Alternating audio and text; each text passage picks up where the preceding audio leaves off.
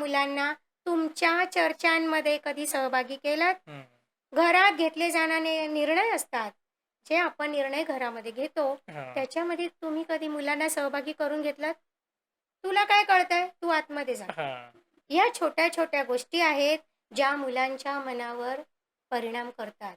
आज मुलं जर फेल झाली, तर मुलं काय करतात? Direct suicide. करेक्ट आहे. का करतात? अपयशाला फेस करायचं कसं? हे का नाही शिकवलं गेलं हं. मुलांना? मी सांगते ना, सोपा मार्ग देते. मेडिटेशनला बसवा ना मुलांना हं. लहानपणापासून. आता काय होतं, हा जो कचरा सगळा आपण भरलेला आहे. कसला कचरा? ओव्हर थिंकिंग, हं. चिंता, काळजी, भीती, अहंकार जे पण आहे. बरोबर. तो कचरा आपण किती वर्षापासून भरून ठेवलाय. हं.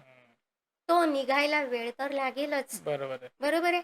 त्याच्यामुळे मेडिटेशनची तुम्ही जेवढी प्रॅक्टिस करणार आहे, तो कचरा हळू-हळू निघणार आहे.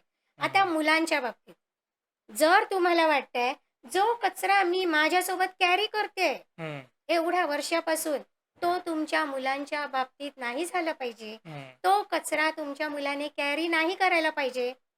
तर कचरा त्याच्यामध्ये येणारच नाही. हां. असं काहीतरी करा. मेडिटेशनला सुरुवात तर करा.